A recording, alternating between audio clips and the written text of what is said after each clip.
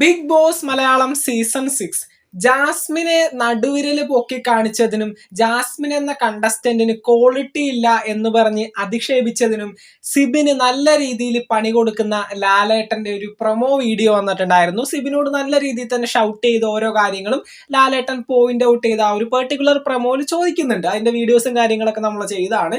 ഈ ഒരു പ്രൊമോയില് ജാസ്മിനെ കാണിക്കുന്ന ഒരു സീനുണ്ട്. സിബിനെ ലാലേട്ടൻ പിണങ്ങുന്ന സമയത്ത് ജാസ്മിൻ ഒരു പുഞ്ചിരിയോട് കൂടി കണ്ണടച്ചിരിക്കുന്ന ഒരു സീനുണ്ട്. ആ ഒരു സീനിലൂടെ നമുക്ക് വ്യക്തമാകുന്ന ഒരു കാര്യം, എന്നെ എന്തെങ്കിലും ചെയ്താലും ഇവിടെ ഞാൻ എന്തെങ്കിലും ചെയ്താലും ചോദിക്കാനും പറയാനും എന്നെ പറഞ്ഞതിന് എതിർത്തു പറയാനും ബിഗ് ബോസ് ഉണ്ട്, ലാലേട്ടൻ ഉണ്ട് എന്നുള്ളൊരു അഹങ്കാര മനോഭാവത്തോടു കൂടി ഇരിക്കുന്ന ജാസ്മിനെയാണ് ആ ഒരു പ്രൊമോ വീഡിയോയിൽ നമ്മൾ കണ്ടത്. ഈ ഒരു അഹങ്കാരത്തിനും ഒക്കെ അധികം നേരം ആയുസില്ല എന്ന് തന്നെയാണ് പറയാനുള്ളത്. അതിനും മാത്രം ഇന്നലെ ജയിലിൽ കാണിച്ചു കൂട്ടിയിട്ടുണ്ട് ഈ പറയുന്ന ഗബ്രിയും ജാസ്മിനും എല്ലാവരും കൂടി. നിയമലംഘനത്തിന്റെ ഒരു ഘോഷയാത്രയായിരുന്നു ഇന്നലത്തെ ജയിൽ എന്ന് പറയുന്നത്. അതിനെപ്പറ്റി ലാലേട്ടൻ തീർച്ചയായിട്ടും സംസാരിക്കുമെന്ന് തന്നെയാണ് പറയാനുള്ളത്.